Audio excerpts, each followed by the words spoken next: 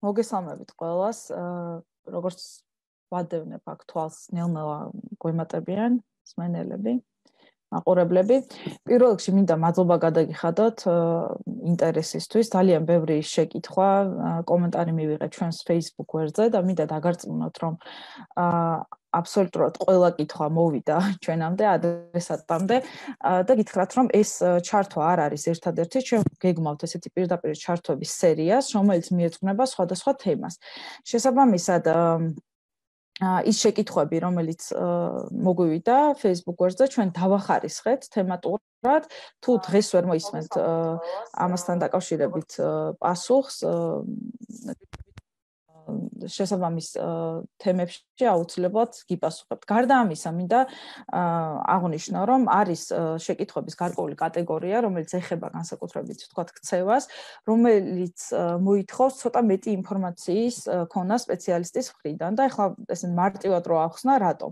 მაგალითად, შეიძლება მე და თქვენ და ჩვენი კიდე ერთი სხვა მეგობარი წავიდეს კინოში, ხო? და მე კინოში წავიდე, იმიტომ რომ თხოვა მეგობარმა, თქვენ წახვიდეთ, იმიტომ რომ თქვენი საყვარელი მსახიობი მონაწილეობს და ვიღაც წავიდეს უბრალოდ იმიტომ, რომ უნდა მისი ნაცნობის ნახვა იქ. ანუ ეს ერთი შეხედვით აბსოლუტურად იდენტური ქცევა შეიძლება აიხსნას განსხვავებული მიზეზებით. სწორედ ამიტომ როდესაც სპეციალისტს ორი მშობელი ერთი და იგივე პრობლემაზე ესაუბრება, ყოველთვის სპეციალისტის მხრიდან ხდება დამაზუსტებელი შეკითხვების დასმა. იქიდან გამომდინარე, რომ ესეთი პირდაპირ ჩართვების დროს, ესეთი ინტენსიური კითხვა-პასუხის რეჟიმის გამართვა არ არის მოსახერხებელი, ამიტომ ჩვენ გადავწყვიტეთ შემოგთავაზოთ კიდევ ერთი მომსახურება და თუ კი შეხვალთ ჩვენი Facebook გვერდის სერვისების მომსახურების განყოფილებაში, იქ ნახავთ დეტალური ინფორმაციას, სადაც თქვენ შეგიძლიათ ეგრეთ წოდებული ჩატის საშუალებით დაეკონტაქტოთ სპეციალისტს და მიიღოთ ეს კონსულტაცია 24 საათიან რეჟიმში. ამ ეტაპზე ეს მომსახურება ხელმისაწვდომია კვირაში 7 დღის განმავლობაში. რაც შეეხება ჩვენს ესეთ პირდაპირ ჩართვებს, პირდაპირ ჩართვების დროს ჩვენ ვისაუბრებთ იმ რეკომენდაციებზე, რომელიც არის, ასე ვთქვათ, მორგებული და მისაღებია ბავშვების უმეტესობისთვის. დღევანდელი ჩვენი ჩართვის თემა, მოგეხსენებათ, არის ემოციური მხარდაჭერა. დღეს გავაკეთებთ აქცენტს იმ შეკითხვებზე, რომელიც მეტნაკლებად ამ თემას ეხება. სანამ შეკითხვებზე პასუხის გაცემის რეჟიმზე გადავიდოდე, მე მინდა ერთი, მე ვფიქრობ, ძალიან მნიშვნელოვანი რეკომენდაცია გავაჟღერო, რომელსაც მეც პირადად როგორც მშობელი მაქსიმალურად ვიცავ და ვითვალისწინებ და რას უკავშირდება ეს. თქვენ ალბათ თუ ადევნებთ თვალს ჩემი კოლეგების მიერ, თქვათ, მომზადებულ სხვა გადაცემებს, გაჟღერდა, რომ აი ზოგადად ეს ჭარბი ინფორმაცია არ არის მაინც რეკომენდებული, ხო? არ მოქმედებს კარგად ჩვენს ემოციურ მდგომარეობაზე. არა და ძალიან დიდი ცდუნება თითოეული ჩვენგანის წინაშე, იმიტომ რომ ფაქტიურად ყოველ 15-20 წუთში სოციალურ ქსელში მაგალითად რაღაცა განახლებული ინფორმაცია იდება. და როგორც აღმოჩნდა, არანაირად ეს დადებითად არ მოქმედებს ჩვენზე, მათ შორის არც ბავშვებზე. მაგრამ ეს იმას არ ნიშნავს, რომ მათ არ უნდა მივაწოდოთ ინფორმაცია. ეს რეკომენდაცია, როგორც აღნიშნე, უკვე გაჟღერდა სხვა სპეციალისტების მხრიდან, მე მინდა ერთ ცოტა განსხვავებულ ასპექტზე გავამახვილოთ თქვენი ყურადღება. თავისთავად ის, რომ ჩვენ ვცხოვრობთ ისეთ ეპიზოდების ინფორმაციის მიღება ძალიან ადვილია, არასდროს არ არის იმის გარანტი, რომ ის ინფორმაცია, რომელიც აქვს ბავშვს, არის ნამდვილად ზუსტი და რაციონალური. და ხა რას გულისხმობ? მოდი ერთ მაგალითს გეტყვით, რომ უფრო ადვილი გასაგები იყოს. მე ვიცი ბავშვი, რომელსაც სკოლაში მაგალითად აუხსნეს, რომ ესაუბრეს მზის სისტემის შესახებ და კი ბატონო, კომენტარია, რომ საინფორმაციოს კვირაში ერთხელ ვისმენ, ხოლოდ რომ არ დაიძაბონო. კი ბატონო, ეს კარგი სტრატეგია, რომ რაღაც ერთი კონკრეტული დრო იყოს შერჩეული და ამ დროს ვამოწმებდეთ ინფორმაციას. ეს არა მარტო მოზრდილებსაც ეხებათ. მაგრამ კიდევ ერთხელ უსვამ ხაზს, ჭარბი ინფორმაცია არ ნიშნავს იმას, რომ ბავშვმა ზუსტად და კარგად გაიგო, რა ხდება ამ კონკრეტულ შემთხვევაში კორონავირუსთან დაკავშირებით. დაუბრუნდები ისევ იმ მაგალითს. ბავშვი, რომელსაც სკოლაში მასწავლებელმა აუხსნა, რომ ესაუბრა მზის სისტემის შესახებ და უთხრა, რომ მზე ეს არის გავარვარებული ცხელი, ასე ვთქვათ, მასა და მასთან მიახლოება, რა თქმა უნდა, დასრულდება ფატალური შედეგით და ასევე უთხრა, რომ მზისთვის დიდხანს ყურება არ არის კარგი მხედველობისთვის და ამ ბავშვს დაიწყო, იცით ახლა თქვენ ალბათ ყველამ ბატუტები, რომელზეც ესეთ სპეციალური მოწყობილობით რომ ამაგრებენ ბავშვს, ხო, საკმაოდ მაღალზე რომ ხტება ბავშვი. დაიწყო აი ამ ბატუტის შიში და რატომ? იმიტომ რომ ქონდა ესეთი აზრები, რომ ხომ არ ავხტები მე ისე, ასე ვთქვათ, იმდენად მაღლა, რომ მიუახლოვდე მზეს და ამით ან დაბრუნავდე, ან დავიწვა. ეხლა რატო ყვები ამ მაგალითს? ეს არის ის, რაზეც აქცენტის გაკეთება შეიძლება მასწავლებლებს არ მოუვიდეს თავში აზრად გაკვეთილის დროს, ხო? მაგრამ ბავშვები ზოგჯერ მიუხედავად იმისა, რომ არიან ძალიან გონიერი არსებები, ზოგჯერ აკავშირებენ ერთმანეთთან ისეთ მოვლენებს, რომელსაც ჩვენ ვერ ვაკავშირებთ. ეხლა ამ ყველაფერს რა კავშირი აქვს კორონავირუსთან და როგორ უნდა გავითვალისწინოთ ეს ბავშვების ეს ტენდენცია კორონავირუსთან დაკავშირებით. კარგია, რომ არსებობს სახელმძღვანელოებიც კი, რომელიც უხსნის ხო ამ კორონავირუსის გავრცელებასთან დაკავშირებით, უსაფრთხოების ზომებთან დაკავშირებით და სიმპტომებთან დაკავშირებით აწვდის ბავშვებს ინფორმაციას, მაგრამ ძალიან კარგია რომ პერიოდულად ჩვენ გავესაუბროთ ბავშვებს და დავრწმუნდეთ იმაში, გავიგოთ ზუსტად რა იციან და როგორ აქვთ გაგებული ის რაც იციან. ხომ არ გონიათ მაგალითად რომ ხველა, რომელიც გავიგეთ უკვე ყველამ რომ არის აი ამ ვირუსის ერთ-ერთი სიმპტომი, ხომ არ გონიათ რომ ნებისმიერი ხველა ნიშნავს რომ შენ ნებისმიერი დახველება არის იმის ნიშანი რომ შენ გაქვს კორონავირუსი. ხომ არ ფიქრობენ მაგალითად იმას რომ ნებისმიერ შემთხვევაში თუ შენ ეს ვირუსი შეგეყარა, აუცილებლად დასრულდება რაღაცა ფატალური შედეგით, ხო? ამიტომ სანამ და როგორც გითხარით, მე როგორც მშობელი ამ რეკომენდაციას ვითვალისწინებ. პერიოდულად ვისაუბრები ჩემ შვილს, რომ გავიგო რა იცის და რა ინტერპრეტაცია მისცა აი ამ თავის ასე ვთქვათ მოსმენილ ინფორმაციას. თქვენც ახლა თუ დაფიქრდებით, დარწმუნებული ვარ, გაგახსენდებათ ესეთი შემთხვევები, როცა ბავშვებმა ცოტა სხვანაირი განსხვავებული, ზოგჯერ არარეალისტური ინტერპრეტაცია მისცეს ამა თუ იმ მოვლენას და მგონია რომ ეს არის ერთი ის ასპექტი, რაც მინდა დავამატო იმ რეკომენდაციებს, რომელზეც ჩემმა კოლეგებმა ისაუბრეს და ჩანაწერები შეგიძლიათ ჩვენს გვერდზეც იხილოთ, ხო, სხვა სატელევიზიო გადაცემის. ეხლა რაც შეეხება თქვენს კითხვებს, ხო, მე მაქვს როგორც გითხარით, ვინც ცოტა გვიან შემოგვიერთდა, მათ გასაგონად მინდა ვთქვა, რომ ჩვენ ეს შეკითხვები დავახარისხეთ, რათა მოგვერკო კონკრეტულად ამ დღევანდელი ჩართვის თემისთვის, მაგრამ არც სხვა კითხვები არ დარჩება უპასუხოთ, ხო? მაგალითად, ერთ-ერთი ასეთი კითხვაა,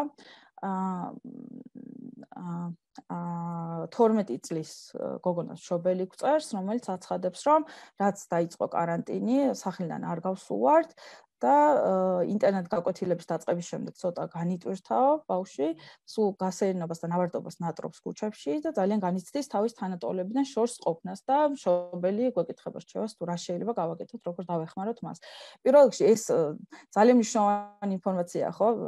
აქცენტი იმაზე, რომ რაც დაიწყო გაკვეთილები ცოტა განიტვირთა, ხო, რატომ? იმიტომ რომ აღდგა რაღაცა რუტინა, ხო, მისი ცხოვრების. ეხლა რაც შეეხება იმას, რომ განიცდის ბავშვი თანატოლებთან კონტაქტის შეზღუდვას, ამაში მე მგონი არაფერი გასაკვირი არ არის. ჩვენ ადამიანები ვართ სოციალური არსებები, ამიტომ ეს სოციალური დისტანცია ბუნებრივია, რომ მოქმედებს უყოფითად. რიგში ამ დროს რაც არის კარგი რომ გავაკეთოთ, არის ის რომ დაუდასტუროთ, ხო? ის რომ ეს განცდები, რომ მეგობრების არ ნახვა იწვევს სევდას, არის ძალიან ბუნებრივი. და ჩვენ ეს გვესმის და არ მოახდინოთ ამის აი ესეთ მინიმალიზებას ვეძახით, ხო? არ წარმოაჩინოთ ისე, რომ თითქოს ეს არაფერი არ არის, არის, ხო? მნიშვნელოვანი მოვლენა, ხო? ანუ სტრესორი. ამიტომ ვუთხრათ, რომ გაუსვათ ხაზზე იმას, რომ ჩვენ გვესმის, რომ რთულია და რაც შეეხება რეკომენდაციას, ფიქრობ, რომ ყველაზე კარგი იქნება ვისარგებლოთ იმ ტექნოლოგიური შესაძლებლობებით, რომელიც გაგვაჩნია 21 საუკუნეში და რეგულარულად მივცეთ ბავშვს საშუალება, რომ ეკონტაქტოს თავის, ასე ვთქვათ, მეგობრებს. იქნება ეს Skype-ის, Zoom-ის თუ ტელეფონის საშუალებით. ეს რეკომენდაცია სხვათაშორის არა მარტო ბავშვებს ეხება, მოზრდილებსაც გვეხება. რომ საერთოდ ჯობია რომ რაღაცა განსაზღვრული დრო კონდეს და ყოველთვის დავეკონტაქტოთ ჩვენს ახლობელ ადამიანებს. ან თუ არ დავეკონტაქტებით, მათ იცოდნენ რომ ისინი უნდა შეგვეხმიანონ ჩვენ. ანუ გამოსავალი არის კიდევ ერთხელ კონტაქტის შენარჩუნება, ოღონდ დისტანციური საშუალებებით, რომელიც მადლობა ღმერთს, რომ მეტნაკლებად არის ხელმისაწვდომი. შემდეგი კითხვა ეხება ეს წერს უკვე ორი ბავშვის მშობელი, რომელიც ამბობს, რომ რაც დაიწყო ესე იგი ეს каранტინი, ბავშვები უარს ამბობენ გარეთ გასვლაზე, ხო? ვირუსის არ ეშინიათ, მაგრამ გარეთ არ გადიან, აივანზე ცოტა ხნით გადიან, ან გაკვეთილები აქვთ, ან ტელევიზორში ფილმებს უყურებენ, ან დავალებას წერენ. ეხლა როცა ეს წავიკითხე, შეკითხვა პირველ რიგში, რაც პირველი კითხვა მე რაც გამიჩნდა, იყო ის თუ დამაინტერესა გარეთ გასვლის გულისხმობდა მშობელი, ანუ ეს არის კერძო სახლის ეზო, თუ ეს არის კორპუსის ეზო, იმიტომ რომ თუ ეს არის კორპუსის ეზო, ჩვენ გვაქვს ყოველს მოცემული ეს რეკომენდაცია, ხომ, რომ გარეთ გასვლას უნდა ვერიდოთ და თუ მაინც გვიწევს გასვლა, მაშინ სოციალურ დისტანციას დავიცვათ. ანუ ამით იმის თქმა მინდა, რომ გარეთ გასვლა რამდენად არის სახალისო, ჯერთი რეკომენდებულია, მეც მეორე სახალისო ბავშვისთვის, თუ არ აქვს საშუალება რომ ეკონტაქტოს თავის მეგობრებს. რაც შეეხება აივანს, მე გეთანხმებით, რომ მე პირადად მოგიყვებით როგორ გადავჭერი ეს პრობლემა, ხო? იმიტომ რომ მე ცხოვრობ კორპუსში და აივანი პრინციპში არის ერთადერთი გამოსავალი ჰაერზე ყოფნის. პირველ რიგში რაც გავაკეთე იყო ის, რომ ვესაუბრე ბავშვს იმასთან დაკავშირებით, თუ რატომ არის აივანზე გასვლა მნიშვნელოვანი.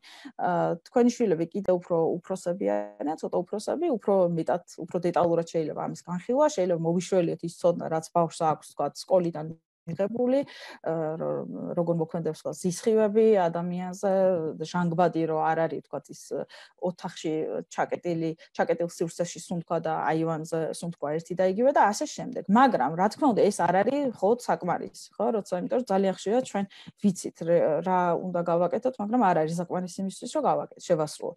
ამიტომ მე პირად ვიყენებ ესეთ მიდგომას, რომელიც ამართლებს, რომ აი ამ აივანზე გასვლის პერიოდში ვთავაზობ ჩემს შულს რაიმე სახალისო აქტივობას. ეს რიგ შემთხვევაში არის სამაგიდო თამაში ან კარტი. თუმცა იყო შემთხვევები, რომ ქარიის გამო საფრთხე დაემუქრა სამაგიდო თამაშს აივანზე, ასეთ დროს შეიძლება გადავერთოთ რაიმე სხვა აქტივობაზე. მაგალითად, წიგნის კითხვა ვარჩევ იმ წიგნს, რომელსაც ვთქვათ, მე ვუკითხავ მას, ან არის შემთხვევები, როდესაც აი მაგალითად რამდენიმე დღის წინ იყო მოღრუბლული ამინდი, ჩიტები დაფრინავდა საკმაოდ დაბლა და ჩემს შულს შევთავაზე, რომ მოდი შეგვიძლია პატარა ვიდეოები გადავიღოთ. ანუ რისი თქმა მინდა, რომ ძალიან ბევრი სირთულე ბავშვთან შეიძლება მოგვარდეს იმით, რომ ცოტათი მეტი ხალისი დავამატოთ იმ აქტივობას, რაც გვინდა რომ მას შეასრულოს. ამიტომ თქვენს გირჩევთ ამის გამოყენებას, ხო? შესთავაზეთ, ეცადეთ, გახადოთ უფრო სახალისო აივანზე ყოფნა, ან ეზოში ჯდომა, იმიტომ რომ დამერწმუნოთ, რომ უბრალოდ აივანზე ჯდომა ცოტა ალბათ რთულია, ხო, ბავშვებისთვის. კარგით. აქ გვაქვს ერთი კითხვა, რომელიც მოდი თან კომენტარებსაც წავიკითხავ. ნახეთ, აქაც გაჟღერდა ერთი კითხვა, ზუსტად თავიდანვე აქვს, ესე იგი 9 წლის ბავშვზე წერს ერთ-ერთი მსმენელი, აქვს ისეთი თვით შეგნება, რომ ვერ ისწავლის და ვერ მოერევა და ვერ მოიგებს თამაში. ძალიან დაბალი თვით შეფასება აქვს და რა ვუყო? მსგავსი კითხვა მოგვივიდა კომენტარებში, არ ვიცი, შეიძლება ერთი და იგივე მსმენელი წერს, ხო? კი ბატონო. ნახე, თვით შეფასებასთან დაკავშირებით, თვით შეფასება თავისთავად არის ძალიან დიდი თემა და კომპლექსური და ცალკე გადაცემის მომზადება შეიძლება მასთან დაკავშირებით. სანამ გეტყვით, ვისაუბრებთ იმაზე, თუ რა მიდგომები არსებობს ამ მიმართულებით. მოდი, საერთოდ ვიმსჯელოთ იმაზე, საიდან მოდის ეს თვით შეფასება, ხო? თვითშეფასება ყალიბდება საკმაოდ ადრეული ასაკიდან და განიცდის განვითარებას, ხო? და რას ვიყრდნობით? აი როგორ ხელმძღვანელობთ საკუთარ თავთან მიმართებაში, ხო? რაღაც საკუთარ თავზე თუ არა. პირველ რიგში ჩვენ ხელმძღვანელობთ ჩვენი პირადი გამოცდილებით, მაგალითად თუ ვარ ბავშვი და გავდივარ მაგალითად ეზოში და თამაშობ კალათბურთს და ნახე რომ თქვა ყველა უკეთესად თამაშობს ვიდრე მე, ანუ მე ვადარებ ჩემ თავს სხვებს და ამ ჩემ პირადი გამოცდილებით მექნება წარმოდგენა იმასთან დაკავშირებით მე რაღაც გამომდის თუ არ გამომდის, ხო? საბოლოო ჯამში მე ეს სხვადასხვა გამოცდილების ნაკრები აყალიბებს ჩვენ თვითშეფასებას. მეორე და მნიშვნელოვანი არო ბავშვის თვითშეფასების შემთხვევაში ეს რა თქმა უნდა არის ის კომენტარები, რომელსაც ის ისმენს გარშემო მყოფი პირებისგან. გარშემო მყოფ პირებში პირველ რიგში გულისხმობ მათ, ვინც ბავშვისთვის არის ავტორიტეტული, ხო? ავტორიტეტი, ანუ ეს არის მშობელი, მასწავლებელი, ანუ თანატოლთა წრე. გააჩნია ასაკს, ხო? თუმცა სამივე მნიშვნელოვანი. ამიტომ ხა როცა ესეთ კითხვას ვსვავთ, ხო? აი როგორ ვიმუშაოთ ბავშვის თვითშეფასებაზე. ესეთი მზა რეცეპტი, რომელსაც თქვენ სპეციალისტისგან მოისმენთ, რისი გაკეთება საკმარისი იქნება იმისთვის, რომ აი დღეს გააკეთო და ხვალ უკვე ერთ დღეღამეში ბავშვს აუმაღლდეს თვითშეფასება, ასეთი რამ არ არსებობს.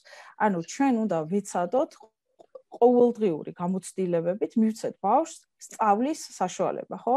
და ძალიან მნიშვნელოვანია დაუკვირდეთ რა კომენტარებს, რა უკავშირს ვაწვდით ბავშვს. მე არ გულისხმობ იმას, რომ ყველა მშობელი რაღაცა მიზანმიმართულად აკრიტიკებს და აკნინებს ბავშვს, მაგრამ ხშირად არის რომ აი მაგალითად ბავშვი გთავაზობს რომ აი მე დავალაგებ თეფშებს და ჩვენი პასუხი არის რომ იცი რაში დაამტვრევ, არ გინდა, ხო? ესეც გასაგებია ერთის მხრივ, იმიტომ რომ თუ ახლა ამ каранტინის პერიოდს არ ჩავთვლით, ზოგადად ჩვენი ცხოვრების ტემპი ძალიან მაღალია და ვცდილობ სწრაფად ვაკეთოთ რაღაცეები და გვავიწყდება რომ ბავშვისთვის თითოეული ეს ყოველდღიური სიტუაცია არის სწავლის საშუალება.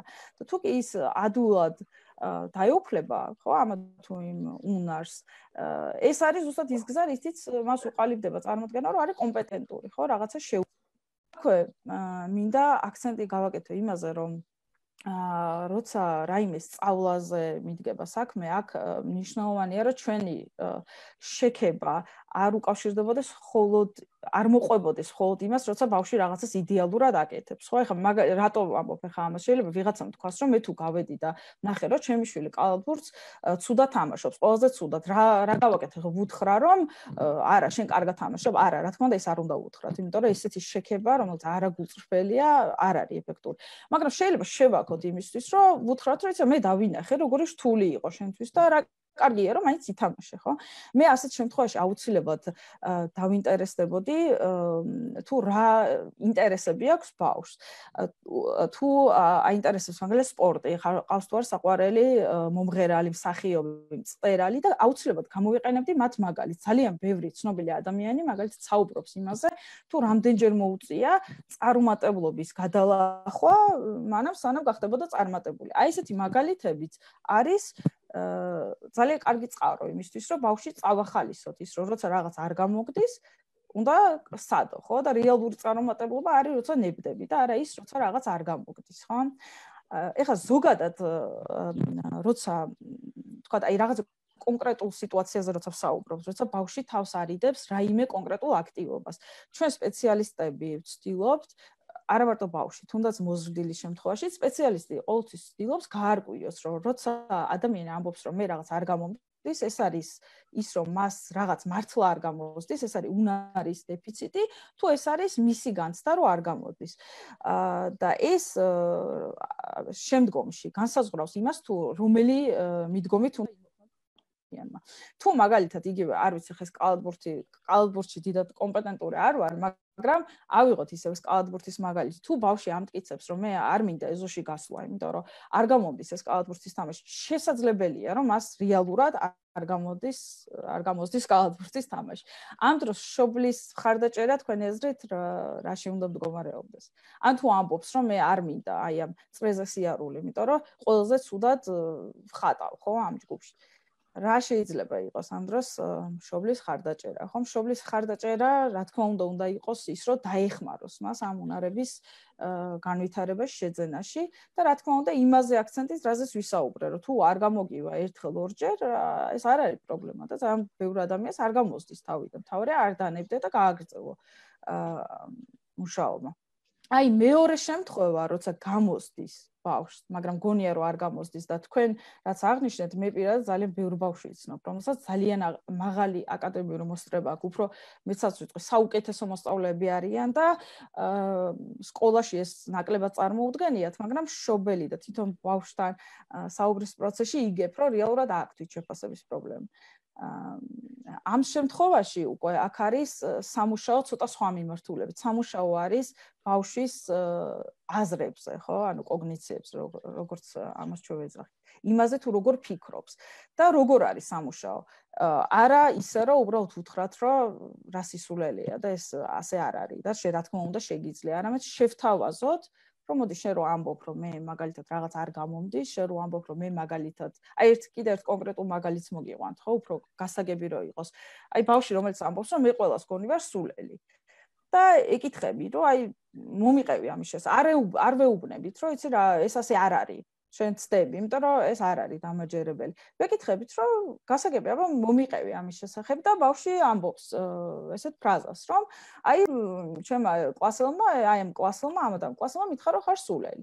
კარგი, კიდევ ვინ გითხრა და ნუ გამოჩნდება რომ ორმა ბავშვმა უთხრა რომ არის სულელი, ხო? და ვეკითხებით შემდეგ რომ თქვა და აი რამდენი ბავშვია შენ კლასში? ბავშვი, მოდი დავხატოთ 20 წრე. დავხატეთ 20 წრე. ესე იგი ამ 20 ბავშვიდან 2 ფიქრობს რომ არის სულელი, ხარ სულელი, ხო?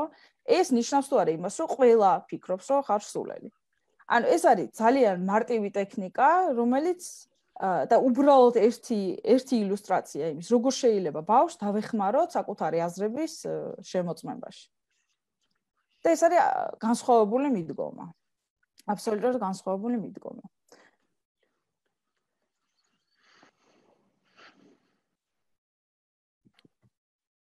კარგით. როგორც აღნიშნე, თვითშეფასება არის ძალიან კომპლექსური თემა, ძალიან დიდი და ამაზე შეიძლება კიდევ ასე ვთქვათ, ცალკე გადაცემის გაკეთებაც, ხო? აქ არის, მოდი წავიკითხავ შემდეგ კომენტარს.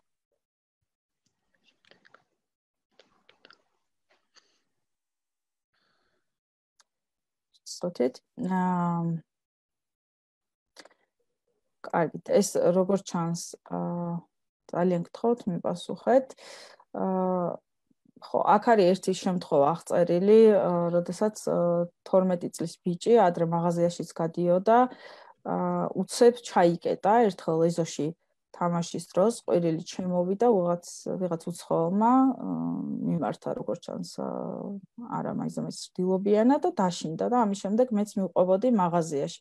საერთოდ არის თავისებური ბავშვი. სახში იკლებს ყველაფერს, ნერვულიც არის. ხო, ეხლა ეს არის შემთხვევა, საერთოდ მე მინდა რომ აღვნიშნო, რომ კარგი გააკეთებთ თვითშეფასებასთან დაკავშირებით. კი ბატონო, შესაძლებელია ამ თემაზე გეთანხმებით ცალკე გადაცემის გაკეთება, სადაც კიდევ უფრო სიღრმისეულად გავივლით ამ საკითხს. ეხლა ეს შემთხვევა მე მინდა აღვნიშნო ესეთ ჩემი პოზიცია, რომ საქართველოში იყო ესეთი რაღაცნაირად ესეთი ტრენდი დამკვიდრდა, რომ ნებისმიერ შემთხვევაში ბავშვი უნდა მივიყვანოთ ფსიქოლოგთან და მე მივხვდით ფსიქოლოგი ვარ, არ ვეთანხმები ამას. ხშირ შემთხვევაში არის უბრალოდ საკმარისია, რომ მშობელმა გაიაროს კონსულტაცია. არის რაღაც შემთხვევები, სადაც ნიშნულოვანია, რომ სპეციალისტი შეხვდეს ბავშვს. ეს შეიძლება იყოს ერთი ინტერვიუ, ხო? მაგრამ შეხვდეს მას. ეს არის სწორედ ის შემთხვევა. ეხლა აქ მაგალითად, როცა მშობელი წერს, რომ ბავშვი არის თავისებური, ეს სპეციალისტისთვის არ არის ძალიან ინფორმატიული და ყოველთვის გვჭირდება მეტი გავიგოთ, აი რა იგულისხმება ამ თავისებურებაში. იმისათვის, რომ უფრო არის თქვათ საშინელი პატარა ბავშვი თავს ვუხრი და არ მინდა გავღიზიანო უარესად. ჩვენ მინდა შეგახსენოთ ეს შესავალ ნაწილში აღნიშნე რომ გვექნება სხვადასხვა თემატური ჩართვები, მათ შორის ერთი იქნება ქცევასთან დაკავშირებით. ეხლა ზოგადად ქცევასთან მიმართებაში მინდა გითხრათ რომ ფსიქოლოგია საერთოდ მეცნიერება არის, იმიტომ რომ ადამიანის ქცევას ყოველთვის აქვს ახსნა, ხო? მათ შორის ბავშვის ქცევას და როცა ბავშვი რაიმე ქცევას ახორციელებს, იმიტომ რომ ეს ქცევა ეხმარება რაღაცის მიღებაში, ან ეხმარება რაღაცის თავიდან არიდებაში, ხო? ეხლა აქედან ჩანს, როგორც ჩანს, რომ ბავშვს აქვს დასწავლილი, რომ აი თქვათ ყვირილით აქ აგრესიაზეც არის საუბარი, ხო? ხმაზე მიყვირის, მიწივის, მიღრიალებს, რაღაც სასურველს იღებს. კარგი იქნება თუ თქვენ აი ამ კონკრეტულ შემთხვევასთან დაკავშირებით მოიწერებით, როგორც აღნიშნე, აი ჩატში, სადაც სპეციალისტი გამოკითხავთ კიდე დამატებით გარემოებების შესახებ და შეიმუშავებს კონკრეტულ ჩარევას, კონკრეტულ რეკომენდაციებს უშუალოდ თქვენთვის.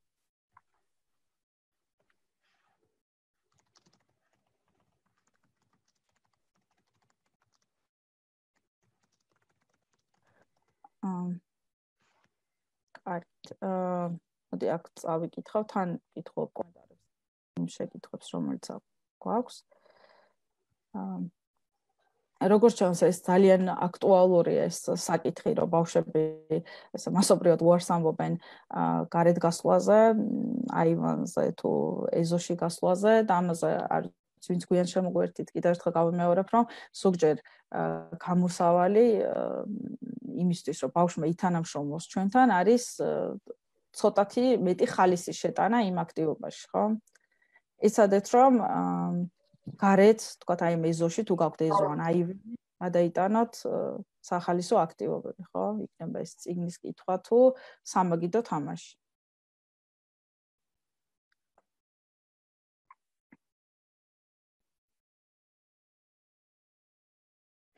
კარგით, აქ კიდევ ერთი შეკითხვა იმასთან დაკავშირებით, რომ თქვათ ბავშვები დროის უმეტეს ნაწილს ატარებენ კომპიუტერულ თამაშებთან, ხო? ამასთან დაკავშირებით ეს ერთ-ერთი ესეთი ძირითადი რეკომენდაცია, რომელიც ჩემმა არაერთმა კოლეგამ გააჟღერა, უკავშირდებოდა რუტინას. და ძალიან მნიშვნელოვანია, რომ გვისმოდეს, რას ემსახურება რუტინა და რუტინის დაცვა.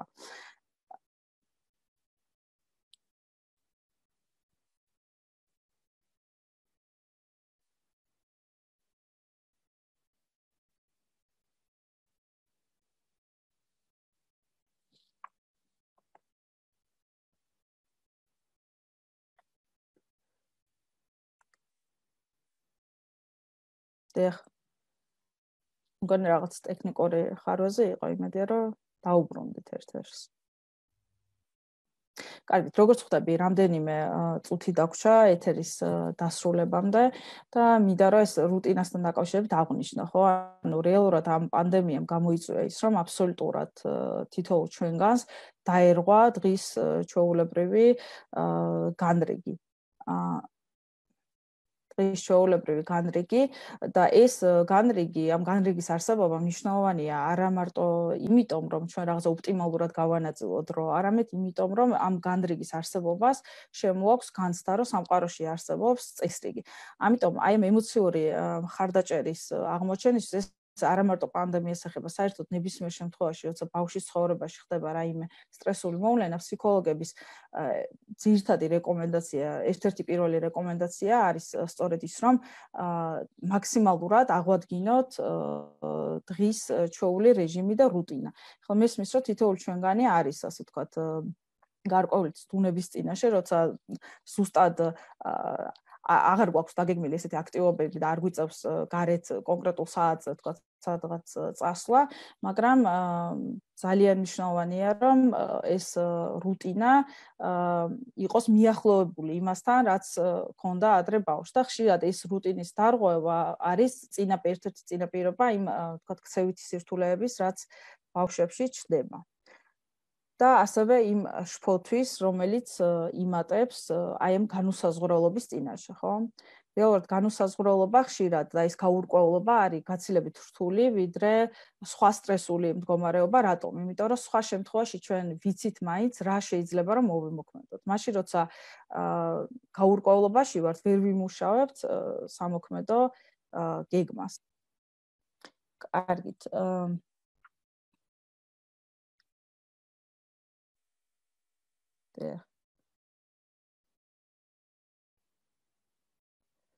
ხო, აქ არის ერთი ასეთი კითხვა, რომ 6 წლის ბავშვი თამაშის ძალიან მხიარულად თამაშობს და სწავლის დროს ძალიან იღლება. თუნდაც 9 საათი რომ იჯდეს სამეცადინოდ, სახეზე აშკარად ეტყობა, გადაღლილია და უკვე სიტყვები ერთმანეთში ერევა, იმდენად იღლება.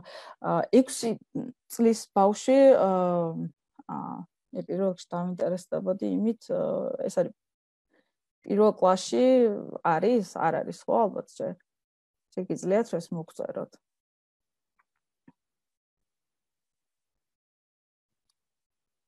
ალბათ სექტემბერში მიდის სკოლაში, ხო?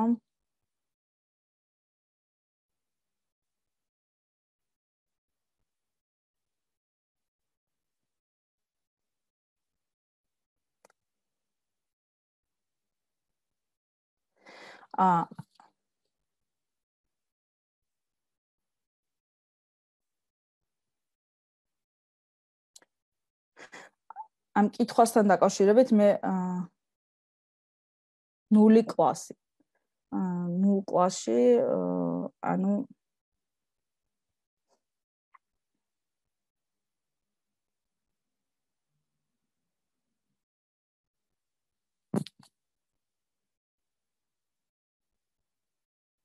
კარგი.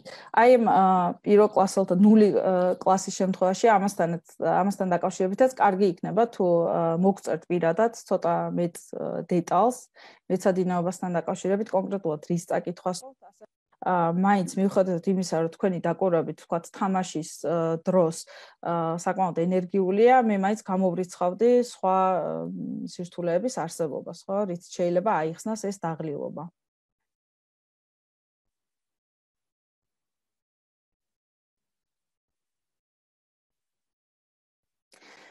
კარგით, ჩვენი დრო, როგორც ხედავ ანონსიდან პრაქტიკულად ამოიწურა. მინდა კიდევ ერთხელ აღვნიშნო ის, რაც შესავალში ვთქვი, რომ ჩვენი გვერდის საშუალებით თქვენ შეგიძლიათ მოგწეროთ 24 საათის განმავლობაში